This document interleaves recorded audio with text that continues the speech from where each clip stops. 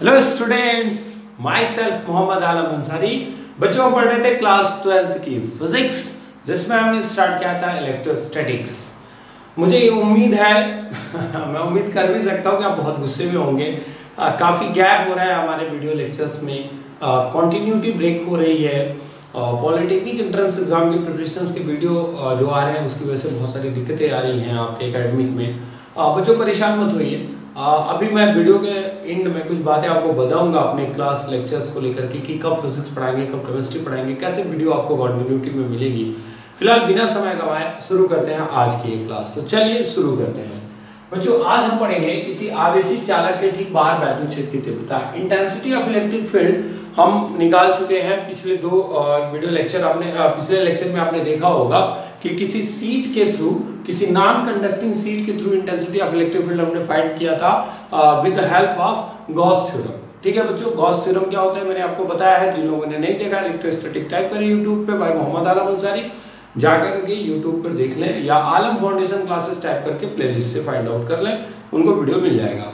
तो चलिए बच्चों शुरू करते हैं आज की क्लास। आवेशित चालक के ठीक बाहर वैद्युत क्षेत्र की तीव्रता। मान लीजिए कि ये कोई रॉड है, ठीक है, ये कोई चालक छड़ है, ठीक है, ये कुछ मोटाई का है, इसकी कुछ ना कुछ थिकनेस है, ये कुछ मोटा है, टी मोटाई का है।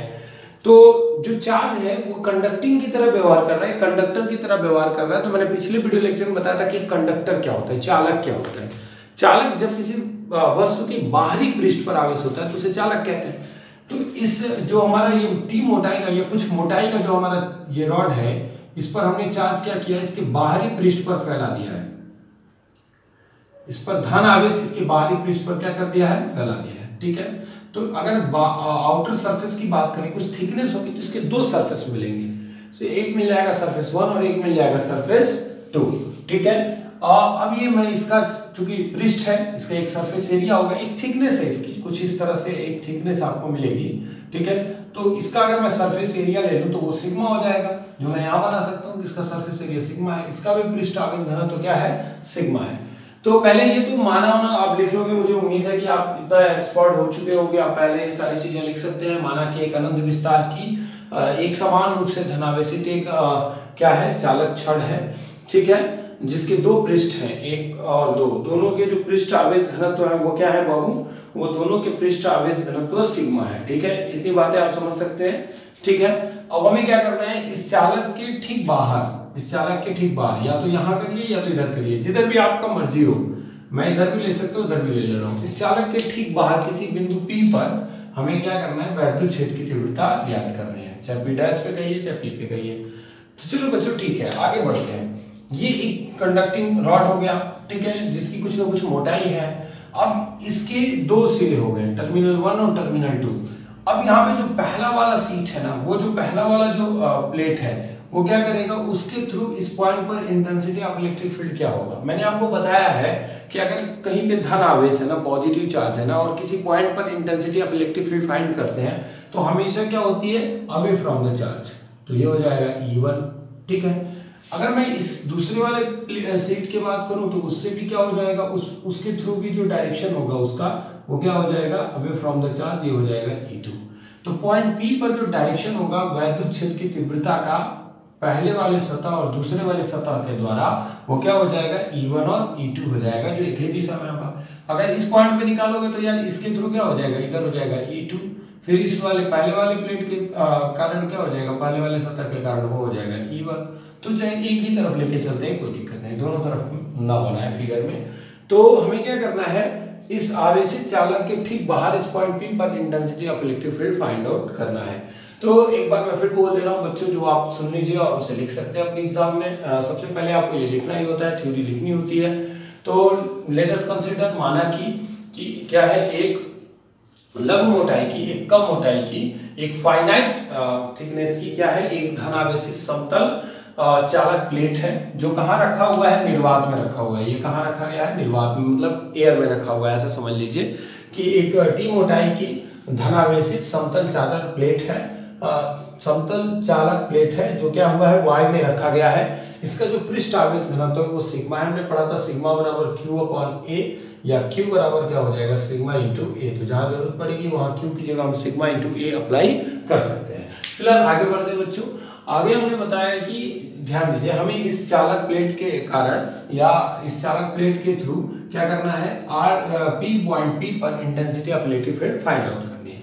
अब देखो मेरी बात समझने की कोशिश करो कि आप मान लो कि वो जो प्लेट है उसकी कुछ थिकनेस है, तो जो मान लो ये उसकी थिकनेस है, ठीक है, ये इतनी मोटी प्लेट है, ये जो प्लेट है ऐसे उसका ये जो सरफेस है, ये दो सरफेस हो गई, ये बीच का गैप इसकी मोटाई हो गई, थिकनेस हो गई।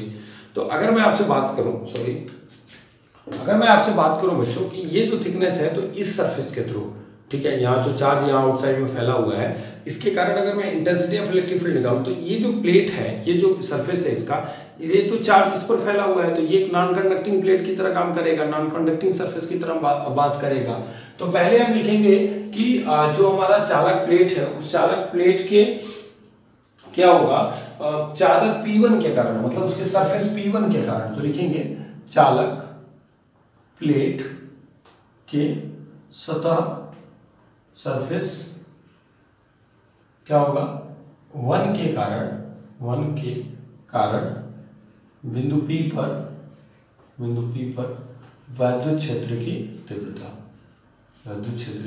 तीव्रता। एक बात तो आप समझ सकते हो ना बच्चों कि इसके पहले जो कॉन्सेप्ट है, जैसे कि माना कि एक समतल आवेशित चालक प्लेट है जो निर्वात में रखा हुआ है, इसका पृष्ठावेश घनत्व सिग्मा है, ये तो आप पहले से लिख सकते हो, ठीक है, वो चीजें आपको लिखनी है। तो क्या हो जाएगा, तीव्रता E1 बराबर क्या हो जाएगा। अच्छा, अब ये कौन सा है, तो बड़ी इत्मीनान से समझिए कि ये अचालक प्लेट की तरह व्यवहार करेगा, वो जो सीट होगी वो नॉन कंडक्टिंग सरफेस की तरह व्यवहार ऐसे ही होगा वो, ठीक है, और इसी पर चार्ज फैला हुआ है ऐसे, ठीक है। तो क्या हो जाएगा, ये नॉन कंडक्टिंग प्लेट की तरह बिहेव करेगा, वो सरफेस, वो सतह, तो क्या हो जाएगा E1 बराबर सिग्मा अपॉन 2 एप्सिलॉन नॉट, ठीक है, ऐसा हो जाएगा। दूसरा क्या होगा, पुनः इसी प्रकार, ठीक है, क्या हो जाएगा, चालक प्लेट के सतह सरफेस 2 के कारण क्या होगा, बिंदु P पर वैद्युत क्षेत्र की तीव्रता, वो कितना हो जाएगा बच्चों, E2 इक्वल टू हो जाएगा सिग्मा अपान 2 एप्सिलॉन नॉट, क्योंकि ये भी एक अचालक प्लेट की तरह व्यवहार करेगा। अब हम पूरे चालक छड़ के कारण निकालेंगे तो क्या हो जाएगा, देखो जो E1 का डायरेक्शन है वही E2 का डायरेक्शन है, और वेक्टर सम के अनुसार अगर दोनों वेक्टर जो है वो सेम डायरेक्शन में होते हैं तो उनका जो रिजल्टेंट आता है वो उनके अलजेब्रिकल सम के या उनके सम के बराबर हो जाएगा, क्योंकि वहां पे थीटा 0 हो जा रहा है। तो चलो ठीक है, तो ये दोनों बातें हो गई। अब हम निकालेंगे परिणामी वैद्युत क्षेत्र की तीव्रता, तो इसको पॉज करके नोट करिए फटाक से। चलिए बेटा उसको देखिए बच्चों, अभी मैंने कहा कि ये जो दोनों E1 और E2 आ रहे हैं वो एक ही दिशा में रहेंगे, क्योंकि बिंदु P पर E1 व E2 एक ही दिशा में है, तो क्या हो जाएगा, तो परिणामी तीव्रता, मतलब जो फाइनल रिजल्टेंट हमारा इंटेंसिटी ऑफ इलेक्ट्रिक फील्ड का जो रिजल्टेंट आएगा वो क्या हो जाएगा, E इक्वल टू क्या हो जाएगा, E1 प्लस E2, ऐसा होगा। अगर हम इसके परिमाण पर विचार करें, मैग्नीट्यूड के बारे में सोचें, तो E इक्वल टू क्या हो जाएगा, sigma upon 2 epsilon not plus sigma upon 2 epsilon naught, तो E इक्वल टू कितना हो जाएगा, 2 सिग्मा अपॉन 2 एप्सिलॉन नॉट, 2 से 2 शहीद हो जाएगा, तो E इक्वल टू कितना हो जाएगा, सिग्मा अपॉन एप्सिलॉन नॉट। तो ये आप अपने दिमाग में बैठा लीजिए कि किसी अगर हम कंडक्टिंग प्लेट के through intensity of electric field find out करते हैं, आवेशित चालक के बाहर किसी कंडक्टिंग प्लेट के थ्रू हम आउटसाइड में जब intensity of electric field find करेंगे तो वो उसकी वैल्यू क्या आएगी, E equal to sigma upon epsilon naught. तो प्लीज इसको पॉज करके नोट करिए, फिगर बना लीजिए, तो फिर बात करते हैं। चलिए बच्चों, ये तो आपका नोट हो चुका होगा। आइए कॉन्सेप्ट समझते हैं, बहुत ही जबरदस्त और बहुत इंपॉर्टेंट कॉन्सेप्ट है। मैं इस बीच वाले को इरेज करता हूँ, थोड़ा सा ध्यान से समझने की कोशिश करिए। जो मैं बात बताने जा रहा हूँ आपको वो बहुत कामगर है। E जो है वो डायरेक्टली प्रोपोर्शनल टू सिग्मा है, ध्यान दीजिए। E जो है वो डायरेक्टली प्रोपोर्शनल टू सिग्मा है, ठीक है, इन सरफेस चार्ज डेंसिटी के near about this conducting plate. इस चालक प्लेट के अगर हम नजदीक बात करें तो जो हमारी वैद्युत क्षेत्र की तीव्रता होगी वो सिग्मा के डायरेक्टली प्रोपोर्शनल है। और सिग्मा क्या होता है, Q अपॉन A। अगर मैं कहूँ कि ये जो चार्ज कंडक्टर है उसकी जो प्लेट हम ले रहे हैं, जिस प्लेट का हम सरफेस चार्ज डेंसिटी सिग्मा लिए हुए वो कहीं पॉइंटेड है, कहीं पॉइंट की तरह ऐसे है, ठीक है। तो जहां पॉइंटेड होगा वहां एरिया कम होगा, सरफेस चार्ज डेंसिटी बहुत ज्यादा हो जाएगी। तो अगर मैं बात करूं कि जो हमारा वैद्युत क्षेत्र की तीव्रता है वो सिग्मा के डायरेक्टली प्रोपोर्शनल है, और सिग्मा जो है वो क्या है, पॉइंटेड प्लेस पर क्या होगा, बहुत ज्यादा हो जाएगा। मतलब अगर ये जो सीट है वो कहीं पे पॉइंटेड है, कहीं पे बिंदु की तरह है, मतलब कहीं पे उसका डेंसिटी बहुत कम है, नुकीला है, नुकीला समझते हैं ना, नुकीला है, तो नुकीला होगा तो उसका सिग्मा सरफेस चार्ज डेंसिटी बहुत ज्यादा होगा, और जब सरफेस चार्ज डेंसिटी बहुत ज्यादा होगा तो हाईली इलेक्ट्रिक फील्ड वो प्रोड्यूस करेगा, ठीक है, क्योंकि ये ज्यादा होगा तो इंटेंसिटी ऑफ इलेक्ट्रिक फील्ड ज्यादा होगा। जब हाईली इलेक्ट्रिक फील्ड प्रोड्यूस करेगा तो आप जानते हैं कि कॉस्मिक रेज की वजह से, सूर्य से आने वाली जो कॉस्मिक रेज होती हैं जो हमारी पृथ्वी पर आती हैं, उसकी वजह से जो एयर है उसमें क्या है, पॉजिटिव आयन और नेगेटिव आयन दोनों है, ठीक है, वातावरण में धनायन और ऋणावेश दोनों है। तो जो पॉजिटिव आयन और नेगेटिव आयन दोनों है जो प्रेजेंट है एयर में, तो जब क्या होगा कि जब वो पॉइंटेड प्लेस होगा, वो नुकीला सतह होगा, तो वहां पे क्या होगा, चार्ज डेंसिटी बहुत ज्यादा हो जाएगी, इंटेंसिटी ऑफ इलेक्ट्रिक फील्ड बहुत ज्यादा हो जाएगा। तो अगर ये पॉजिटिव चार्ज है तो जो एटमॉस्फेयर में नेगेटिव चार्ज है वो उस पॉजिटिव चार्ज की तरफ जाने लगेगा, जिसकी वजह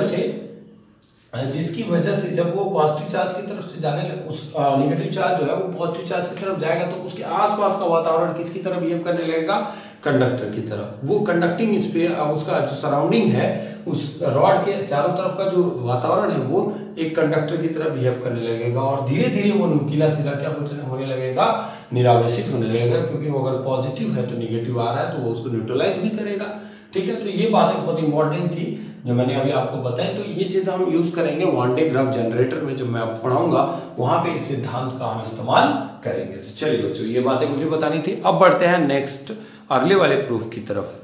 चलिए बच्चों, अगली कंडीशन पे आते हैं। अगला जो हमारा प्रूफ है वो है समांतर आवेशित अचालक प्लेटों के बीच व बाहर वैद्युत क्षेत्र की तीव्रता, electric field intensity between and outside parallel non conducting plates, ठीक है। देखिए एक छोटी सी रिक्वेस्ट मैं कर दूं, यहाँ पे जो भी जिस बोर्ड के बच्चे हैं, कुछ बहुत बच्चे बहुत परेशान हैं, यूपी बोर्ड के बच्चे, वो कह रहे हैं सर हिंदी में लिखिए, हिंदी में पढ़ाइए। यार कौन सी बीमारी लग गई है आपको, समझ में नहीं आ रहा है क्या? आपको इसके आगे नहीं कहीं स्टैंड अप होना है? यार नहीं होना है तो छोड़ दो पढ़ाई लिखाई, क्यों पढ़ रहे हो यार? आगे जो भी पढ़ाई है उसमें मैक्सिमम आपको इंग्लिश लैंग्वेज मिलेंगे, आपको इंग्लिश टू इंग्लिश बुक्स मिलेंगी। तो यार अभी होपलेस हो जाओगे और ऐसे डर जाओगे तो फिर कैसे काम चलेगा? तो प्लीज़ यार इंग्लिश से भी थोड़ा सा नाता जोड़ो, इंग्लिश वर्ड से भी जोड़ो। हम लोग यूपी बोर्ड से रहे तो बहुत परेशानी हुई है, मैं नहीं चाहता हूँ कि आपके साथ वो परेशानी हो। तो कुछ वीडियो मैंने बहुत ज़्यादा इंग्लिश टू इंग्लिश लिखा है तो उससे बहुत सारे लोगों को प्रॉब्लम है। तो आपसे रिक्वेस्ट है कि आप अपने सामने बुक खोल के रखिए, बैठ के पढ़िए, मेरी बातों को सुनिए। मैं हिंदी में बोलता हूँ यार, क्यों परेशान हो? परेशान आत्मा वाला काम मत करो, समझने की कोशिश करो, समझोगे यार तो समझ में आएगा, ठीक है ना? फिर ऐसे तो फिर जीवन भर वो डर बना रह जाएगा और तुम कुछ नहीं कर पाओगे। समांतर आवेशित अचालक प्लेटों के बीच व बाहर वैद्युत क्षेत्र की तीव्रता। देखिए अचालक प्लेट है, नॉन कंडक्टिंग प्लेट है 1 और 2, तो यहाँ पे लिखना भी वही चीज़ है, माना कि 2 प्लेट है, प्लेट 1 और प्लेट 2, ठीक है। इनकी जो पृष्ठावेश घनत्व है वो सिग्मा ही माने, हम दोनों के पृष्ठावेश घनत्व सिग्मा मान लिए हैं। अलग अलग भी मान सकते हैं, सिग्मा 1 सिग्मा 2 भी मान सकते हैं, ठीक है। तो दोनों के पृष्ठावेश घनत्व हमने सिग्मा माना है, समान माना है। तो क्या लिखेंगे? माना कि 2 क्या है, समांतर प्लेट है जिनमें प्लस क्यू और माइनस क्यू चार्ज एक समान रूप से वितरित है, प्लस आवेश और ऋण आवेश। प्लेट 1 पर धनावेश है, प्लेट 2 पर ऋण आवेश है, और इनके जो पृष्ठ आवेश घनत्व है वो क्या है, सिग्मा है। हमें क्या करना है, इन दोनों प्लेटों के बीच में, देखिए ये पॉइंट बीच में लिया है, या इन दोनों प्लेटों के बाहर, चाहे आप इस साइड में लो चाहे आप इस साइड में लो, तो इन दोनों प्लेटों के बीच में या इन दोनों प्लेटों के बाहर बिंदु P dash P double dash पर वैद्युत क्षेत्र की तीव्रता ज्ञात करनी है। ये बातें आपको लिखनी होगी। तब क्या हो जाएगा, प्लेट 1 के कारण चलिए निकालते हैं बिंदु P पर, तो बिंदु P पर क्या हो जाएगा, तीव्रता। तो क्या लिखेंगे, प्लेट 1 के कारण क्या होगा, प्लेट 1 के कारण तीव्रता क्या होगी, बोलिए भाई जल्दी बोलिए। प्लेट 1 के कारण तीव्रता क्या होगी? तो ये पॉजिटिव चार्ज है, इसके थ्रू इस पॉइंट में इंटेंसिटी ऑफ इलेक्ट्रिक फील्ड क्या हो जाएगा, away from the charge, this is the E1, क्या हो जाएगा, E1 वो होता है सिग्मा अपॉन 2 एप्सिलॉन नॉट। अब आप सोच रहे होंगे सब 2 एप्सिलॉन नॉट क्यों लिखे यार, ये नॉन कंडक्टिंग प्लेट है, वीडियो लेक्चर नंबर 15 में पढ़ाया तो है, नॉन कंडक्टिंग प्लेट के through intensity of electric field जो होती है सिग्मा अपॉन 2 एप्सिलॉन नॉट होती है। अब आप लिखोगे प्लेट 2 के कारण, तो लिखेंगे प्लेट 2 के कारण। अब यही चीज इंग्लिश में लिखना होता तो क्या लिखते बताओ, intensity of electric field due to plate 2। बस यही तो परेशानी है, पता नहीं कौन सा इंग्लिश है यार, समझ में नहीं आ रहा है कौन सी परेशानी है। तो E2 बराबर क्या हो जाएगा 2 एप्सिलॉन नॉट। अब इसका डायरेक्शन देखो, ये निगेटिव है, तो किसी पॉइंट पर intensity of electric field negative charge के थ्रू क्या होती है, टुवर्ड्स द चार्ज होती है, आवेश की ओर होती है। अगर उस पे पॉजिटिव चार्ज है तब क्या होगी, अवे फ्रॉम द चार्ज होगा। निगेटिव चार्ज है तो क्या होगा, आवेश की तरफ हो जाएगा, आवेश की ओर हो जाएगा। अब यहाँ पे नेट में डाल लीजिए, तो परिणामी तीव्रता क्या हो जाएगी, तो परिणामी तीव्रता क्या हो जाएगी जल्दी बताइए, E equal to E1 plus E2। Magnitude पे केवल विचार कर रहे हैं, चलो ठीक है, क्या ऐसे लिख लो यार, कोई बात नहीं। सो इसलिए E बराबर क्या हो जाएगा, sigma upon 2 epsilon not plus sigma upon 2 epsilon not, this में gives sigma upon epsilon not. ठीक है, तो अगर किसी दो नॉन कंडक्टिंग प्लेट के बीच में आप intensity of electric field find out करते हैं तो वो कितना आता है भाई, सिग्मा अपॉन एप्सिलॉन नॉट। किसकी तरह बिहेव कर रहा है, वो कंडक्टिंग प्लेट की तरह बिहेव कर रहा है। तो चलिए इसको पॉज करके नोट करिए, तो फिर आउटसाइड की बात करूं मैं, जल्दी से नोट करिए बच्चों। चलिए हो गया बच्चों। अब यहीं पे एक बात समझ लेते हैं क्यों ना बहुत अच्छे से। अगर कहता है कि इसका पृष्ठ आवेश घनत्व, ये पॉज करके नोट कर चुके हो, ठीक है, इसका पृष्ठ घनत्व तो सिग्मा 1 है और इसका सिग्मा 2 है, तो कुछ होता नहीं यार, ये सिग्मा 1 हो जाता है, सिग्मा 2 हो जाता है, यहाँ सिग्मा 1 हो जाता है, यहाँ सिग्मा 2 हो जाता है, बस तुम्हारा कॉमन 1 अपॉन एप्सिलॉन नॉट हो जाता है, और जो ब्रैकेट में आता है वो सिग्मा 1 प्लस सिग्मा 2 आता है। तो कभी कभी क्वेश्चन में दे देगा कि intensity of electric field find करो, दो समांतर अचालक प्लेटों के बीच में वैद्युत क्षेत्र की तीव्रता ज्ञात करो। बस ये ध्यान दो कि दोनों के पृष्ठ आवेश घनत्व तो समान नहीं है, तब आपको सिग्मा 1 और सिग्मा 2 मानना पड़ेगा और ये आंसर आएगा। समान है तो आपका आंसर जो मैंने बताया था सिग्मा 1 एप्सिलॉन नॉट हो जाएगा। ठीक है, वहीं से चेक कर लो, सिग्मा 1 सिग्मा 2 के बराबर करोगे तो क्या हो जाएगा 2 सिग्मा 1 एप्सिलॉन नॉट, और नीचे से 2 है, ये सॉरी यहाँ पे 2 है ना, 2 है भाई, ध्यान देना। तो ये आपका आंसर आ जाएगा। चलो बच्चों अब आते हैं बाहर की तरफ। तो ये तो हो गया बिंदु P पर।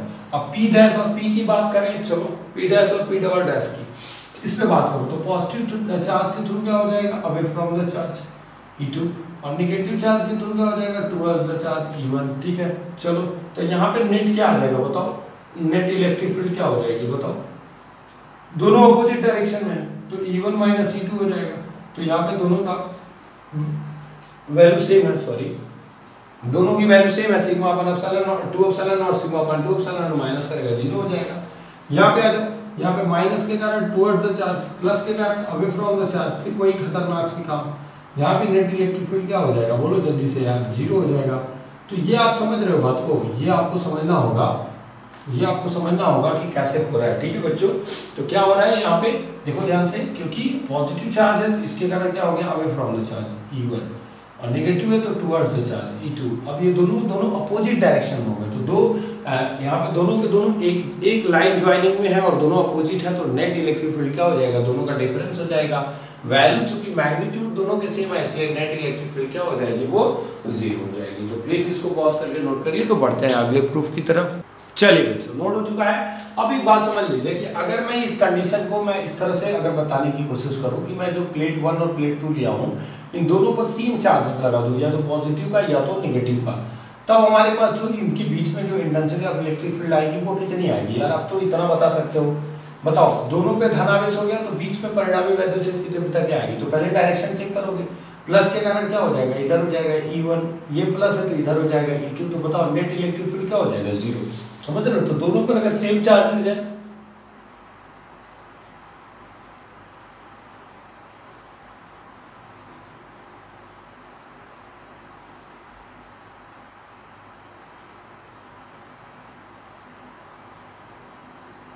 सेम चार्जेस है तो क्या होगा, नेट इलेक्ट्रिक फील्ड 0 हो जाएगा, क्योंकि E1 और E2 के डायरेक्शन एक दूसरे के अपोजिट बन रहा है, इसलिए नेट इलेक्ट्रिक फील्ड क्या हो जाएगा, 0 हो जाएगा। तो प्लीज इस कॉन्सेप्ट को भी याद रखिएगा। तो चलिए अब बढ़ते हैं नेक्स्ट अगली हेडिंग की तरफ। चलिए बच्चों अगला जो हेडिंग है वो है एक समान रूप से आवेशित गोलीय कोश के कारण वैद्युत क्षेत्र की तीव्रता, electric field due to uniformly charged thin spherical shell. कोई स्फेरिकल सेल है, कोई गोलीय कोश है, ठीक है, और उसकी रेडियस हमने r मानी है, उस पर एक समान रूप से चार्ज है। देखो ये कंडक्टिंग है, ये ध्यान रहे ये कंडक्टिंग है, ठीक है। गोलीय कोश जो हम लिख रहे हैं ना ये कंडक्टिंग, ये चालक गोले के कारण मैं निकाल रहा हूँ। एक आएगा अचालक गोले के कारण, वो अगले वीडियो लेक्चर में देखेंगे। अभी यहाँ तक आज कंप्लीट करेंगे इसको।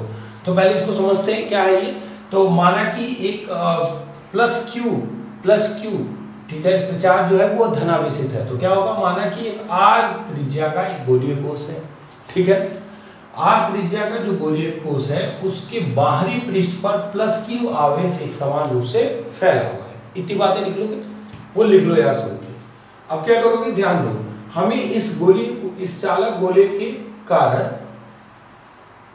इसके बाहर बिंदु P पर, इसके पृष्ठ पर, ठीक है, P डैश पर, और इसके भीतर P डबल डैश पर वैद्युत क्षेत्र की तीव्रता ज्ञात करनी है। यानी इंटेंसिटी ऑफ इलेक्ट्रिक फील्ड कहां कहां फाइंड करना है। पहला, गोलीय कोष के बाहर, गोलीय कोष के बाह्य बिंदु पर, ठीक है। दूसरा, गोलीय कोष के पृष्ठ पर, गोलीय कोष के पृष्ठ पर। और तीसरा कहां, गोलीय कोष के भीतर, गोलीय कोष के भीतर। इन तीनों की बात करेंगे, पहले ध्यान से समझ लो बच्चों कंडीशंस को। कहता है कि ये कंडक्टिंग स्फीयर है, इससे इसके सेंटर से बाहर r डिस्टेंस पर कोई पॉइंट P है। जाहिर सी बात है जब स्फीयर से बाहर जा रहे हो तो small r greater than capital R होगा। समझ में आ रही बात। दूसरा कंडीशन कहता है कि यहाँ पे intensity of electric field find करो, फिर इसके सरफेस पे intensity of electric field find करो कि इसके पृष्ठ पर वैद्युत क्षेत्र की तीव्रता क्या होगी। फिर कहता है कि इसके अंदर, इस गोलीय कोष के अंदर कोई पॉइंट है, वहां पे बताओ कि इंटेंसिटी ऑफ इलेक्ट्रिक फील्ड क्या होगी। तो पहली बात तो याद रखो यार, मैंने कहा था कि गॉस थ्योरम या गॉस लॉ तभी अप्लाई कर सकते हैं जब इनक्लोज चार्ज सरफेस हो। तो ये चार्ज तो क्लोज सरफेस के अंदर है नहीं, बाहर है, उसके बाहरी पृष्ठ पर है, और इस पॉइंट पर intensity of electric field find करनी है। तो क्या करेंगे, इस पॉइंट से होकर जाता हुआ स्मॉल r रेडियस का एक गॉसियन स्फीयर खींचेंगे। फिर से मेरी बात ध्यान से सुन लीजिए, ये क्या हो गया, ये एक गॉसियन स्फीयर हो गया। क्या हो गया, गॉसियन स्फीयर, मतलब गॉसियन गोलीय पृष्ठ,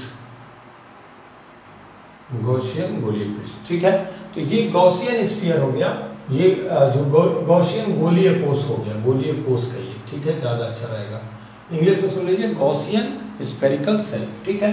तो हमने क्या किया, इस पॉइंट P से होकर जाता हुआ, या हम कह सकते हैं कि स्मॉल r रेडियस का हमने एक गॉसियन क्या कर लिया, एक स्फेरिकल गोलीय पृष्ठ बना लिया, ठीक है, जो इमेजिनरी है, ठीक। अच्छा, अब हमें क्या करना होगा, तीन कंडीशन निकालना। तो सबसे पहले बाह्य बिंदु पर देखेंगे। तो चलिए, ये तो बॉस करके नोट कर लिए होंगे, फिगर बना लिए होंगे बच्चों।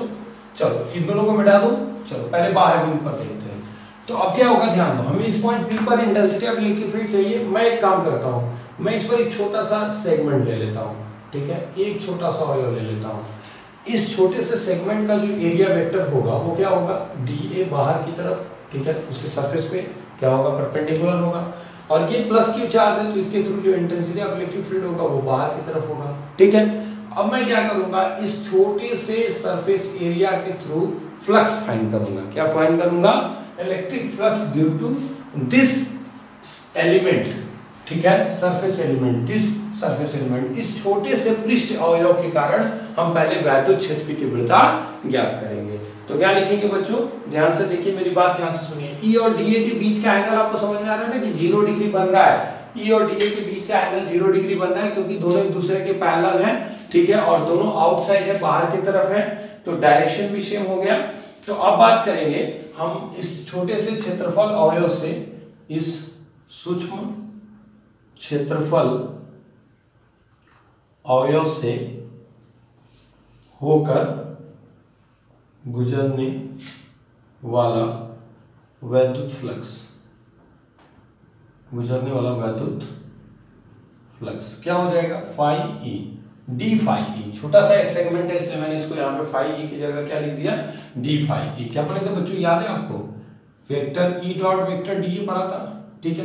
तो यहाँ पे डी फाई ई क्या हो जाएगा, जल्दी जल्दी बताओ, E D A cos theta, ठीक है, चूंकि थीटा बराबर क्या है बच्चों 0 डिग्री, तो d phi E equal to क्या मिलेगा, जल्दी बोलो, ई इंटू डी ए हो जाएगा बच्चों, ठीक है। ये तो हो गया उस छोटे से अवयव के कारण जो वैद्युत क्षेत्र की तीव्रता आया है, ठीक है। अब लिखेंगे पूरे गॉसियन पृष्ठ के कारण, पूरे गॉसियन पृष्ठ के कारण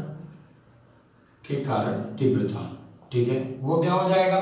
चलिए ऊपर वाला मिटा सकता हूं बच्चों, नीचे दिख रहा है क्या आपको, ठीक है, अभी जगह है मेरे पास, बिल्कुल मैं लिख सकता हूं।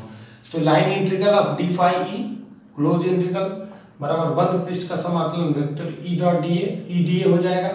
यहाँ के मैं नीचे ना लिख करके मैं इसके आगे लिख रहा हूँ, ध्यान देना, या आप नीचे लिखना भाई अपनी कॉपी में। तो डी फाई ई का क्या हो जाएगा, फाई ई हो जाएगा।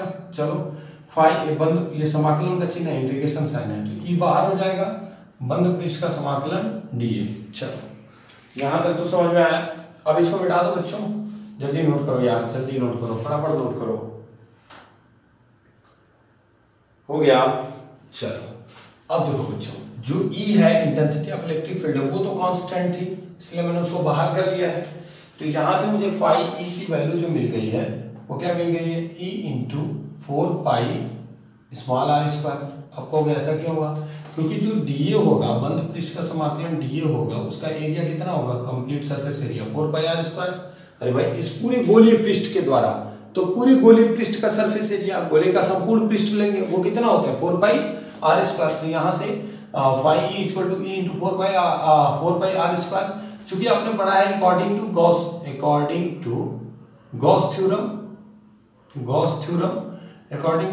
थ्योरम क्या हो जाएगा बताइए, अकॉर्डिंग टू गॉस थ्योरम हो जाएगा phi E equal to Q upon epsilon naught, रख लो यार, Q upon epsilon naught equal to क्या हो जाएगा, E into 4 pi r square.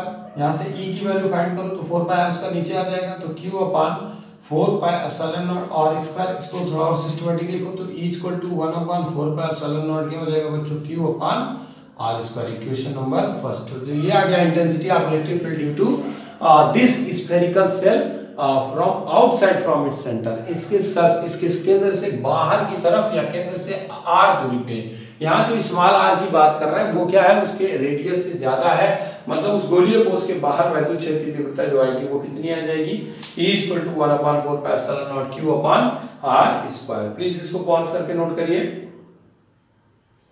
ठीक है बच्चों। अब इस फार्मूले पर ध्यान दो यार, अगर आपने मेरे वीडियो लेक्चर शुरू से देखे हैं तो आप इसके बारे में कुछ बता सकते हैं, सोच के बताइए, जल्दी सोचिए। यस, क्या सोचेंगे सर, ये जो फार्मूला आया है वो किसी पॉइंट चार्ज के थ्रू किसी पॉइंट पर इंटेंसिटी ऑफ इलेक्ट्रिक फील्ड का फार्मूला आया है। मैं भी वही कह रहा हूँ, बिल्कुल। यानी कि इस कंडीशन में जो हमारा पूरा स्फेरिकल सेल पे जो चार्ज है ना, वो ऐसे बिहेव करेगा कि सारा चार्ज उसके सेंटर पे हो, मतलब वो एक पॉइंट चार्ज की तरह बिहेव करने लगेगा।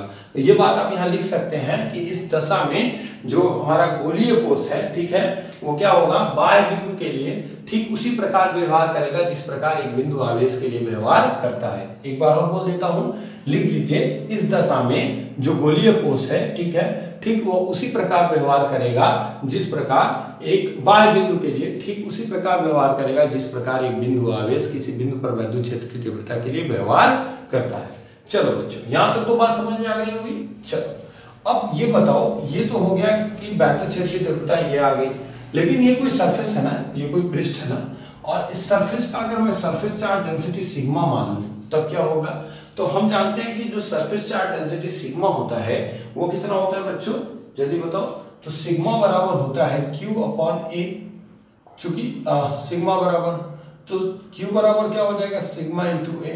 तो Q बराबर क्या हो जाएगा, sigma into 4 pi epsilon naught r square. ठीक है, यहाँ सही लिखा हूँ कि गलत लिखा हूँ, बिल्कुल गलत लिखा हूँ यार।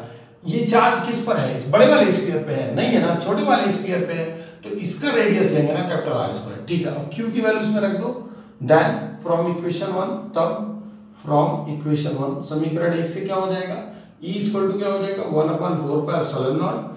ठीक है बच्चों, Q की वैल्यू है 4 pi r square into sigma upon what, r square, small r square है, यहाँ से 4 पाई से 4 पाई शहीद हो जाएगा।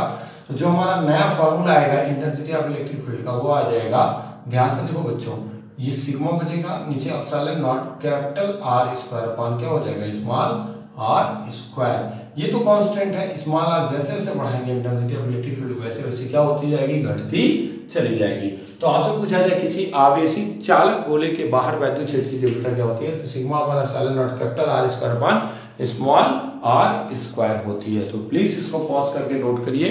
तो बात करते हैं अब हम पृष्ठ पर। चलिए बच्चों, हो गया। अब हम पृष्ठ पर जब बात करेंगे, मतलब इसके सरफेस की जब हम बात करेंगे तो क्या कंडीशन बनेगी उसके बारे में सोचते हैं। देखिए, अगर मैं पृष्ठ पर बात करने की बात करूं तो पृष्ठ पर कोई बहुत ज्यादा चेंज नहीं आएगा। यहाँ भी हम एक छोटा सा अवयव मानेंगे, और यहाँ जब अवयव मानेंगे तो हमारे लिए जो स्मॉल आर की दूरी है वो किस में बदल चुकी होगी, कैपिटल आर में। आप खुद सोचो यार कि यहाँ से यहाँ तक की दूरी स्मॉल आर है, ये पॉइंट पी आ गया पी डैश, मतलब इस हमारे मेन गोले के क्या हो गया, पृष्ठ पर आ गया। तो अब ये वाली जो डिस्टेंस स्मॉल आर थी वो किसके इक्वल हो गई, कैपिटल आर के।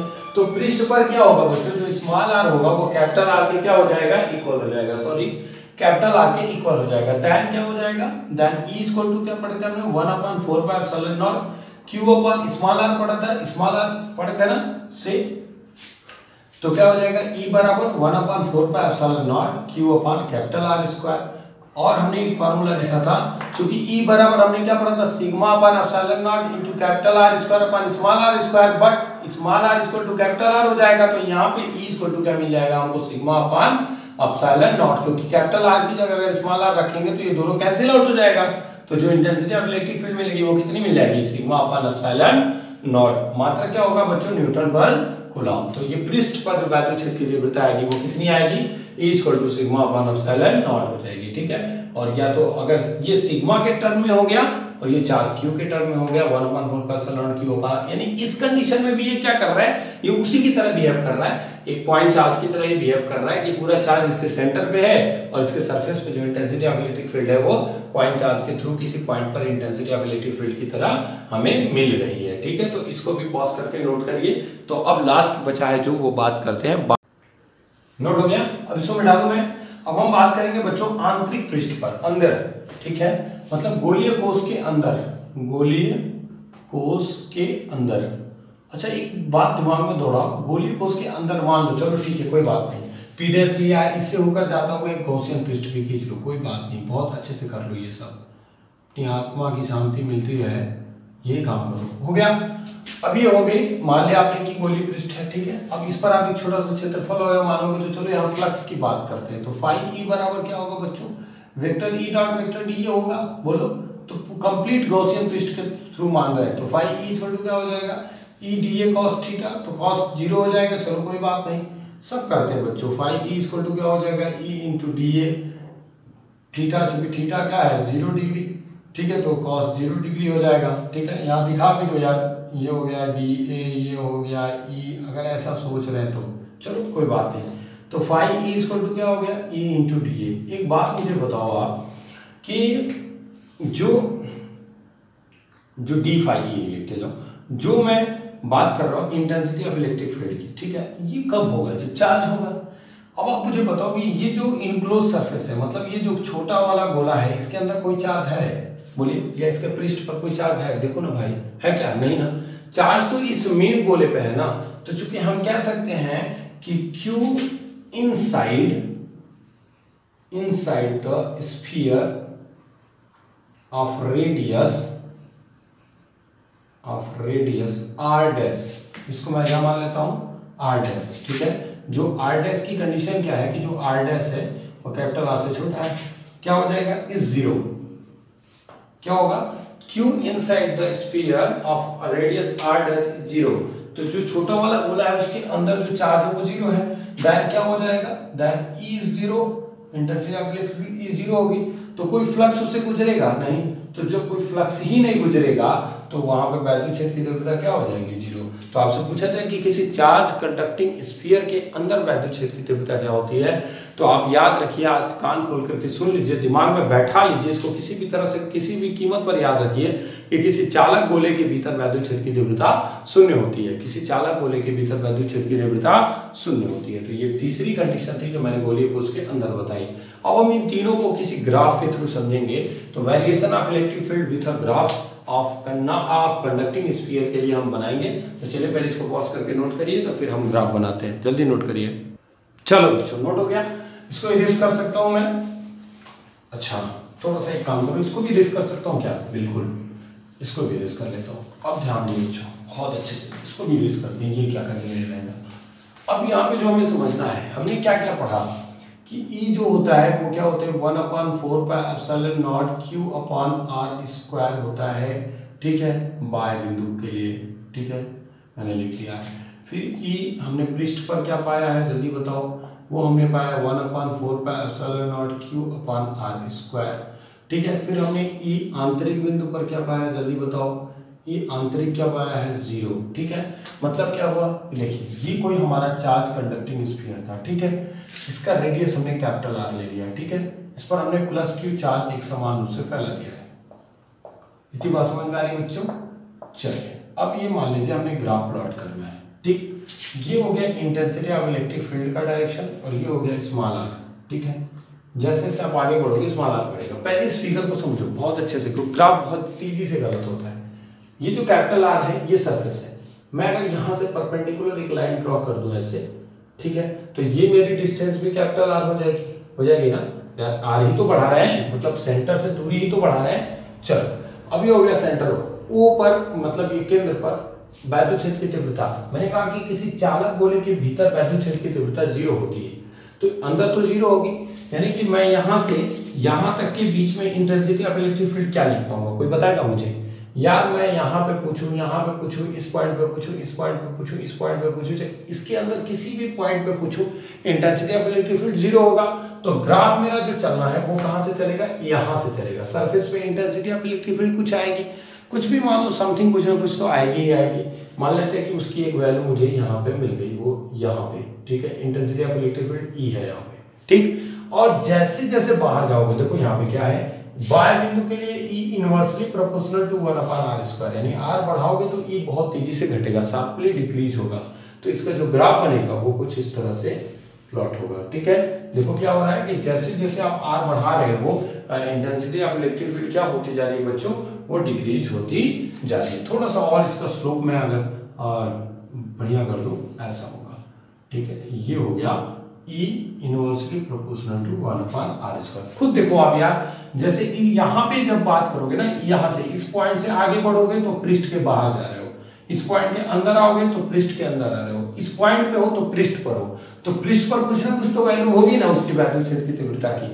लेकिन जब पृष्ठ से आप बाहर जाओगे, पृष्ठ से बाहर जाओगे तो आर बढ़ेगा तो ई घटेगा।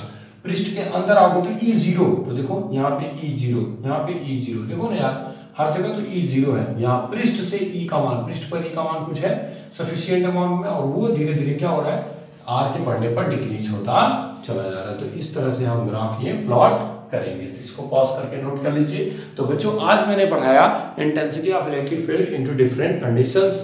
ठीक है, आप इनको अच्छे से लर्न कर लीजिए, नोट्स बना लीजिए। और जो मैं बात करने वाला था कि मैं टाइम शेड्यूल आपको देने वाला हूं कि कैसे कैसे मेरे वीडियोस फिजिक्स और केमिस्ट्री के आपको मिलेंगे, रूटीन वाइज मिलेंगे। तो इसके लिए बस आज भर का इंतजार कर लीजिए, क्योंकि अभी मैं बता के भी थोड़ा सा कंफ्यूज हूँ कि मैं थोड़ा सा कंफर्म नहीं बता सकता आपको, क्योंकि कुछ लोग मुझसे ये रिक्वेस्ट कर रहे हैं यूपी टेट और सीटेट के मैथ और साइंस के लिए। तो मैं थोड़ा सा देखता हूँ कि कैसे मैं मैनेज कर पाता हूँ। बहुत ज़्यादा लोगों के रिक्वेस्ट आ रहे हैं, तो मैं कोशिश करता हूँ कि आपके लिए भी बेहतर काम कर सकूँ। और मेरा ये जो, देखिए मैं सोचता हूँ कि इतिहास भूलने वाले का कोई भविष्य नहीं है। मैं शुरू किया हूँ आपको एकेडमिक पढ़ाने के लिए और IIT JEE मेंस और नीट की तैयारी के लिए। मैं उसके साथ साथ वनडे एग्जाम की भी कुछ तैयारियां करा रहा हूँ। तो मैं इसको छोड़ूंगा नहीं, इसको बहुत ढंग से करना है, लास्ट तक करना है, टाइमली सिलेबस कंप्लीट करना है। थोड़ी सी परेशानी अगर आ रही है पहले तो परेशान मत होइए, थोड़ी सी दिक्कतों के साथ, दिक्कतें आएंगी तो हम उनका सामना करेंगे और अच्छे से बेहतर फेस करेंगे और बहुत अच्छा रिजल्ट देंगे। बहुत अच्छा हम कंटिन्यूटी बहुत जल्दी हम डेवलप कर लेंगे अपने अंदर। तो आज बस इतना पढ़िए, कल उम्मीद है कि कल वीडियो के साथ जरूर आऊँगा और कल बताऊँगा टाइम चार्ट में। ऐसे आपको एक जनरल आइडिया दे दूँ, मैं ये कोशिश कर रहा हूँ कि एक दिन जो है कि फिजिक्स और एक दिन केमिस्ट्री में अपलोड करूं। तो ऐसे मैं आऊँगा अल्टरनेट में, मतलब ये समझ जाइए, आपको ये 99% श्योर रहिए कि ऐसे ही आप मिलेंगे वीडियोस। जैसे आज मैंने अगर फिजिक्स दिया है तो कल मैं आपको केमिस्ट्री दूंगा, फिर अगले दिन आपको फिर फिजिक्स दूंगा। इस तरह से अल्टरनेट अभी चलेगा। दोनों वीडियो एक साथ अपलोड नहीं हो सकते एक दिन में, अल्टरनेट जरूर मैं कोशिश कर रहा हूँ कि कल से वो अपलोड हो। ठीक है, मेरे चैनल पे नए हो तो प्लीज़ लाइक शेयर सब्सक्राइब कर दीजिए, पुराने हैं तो ज़्यादा से ज़्यादा शेयर कर दीजिए। Thank you.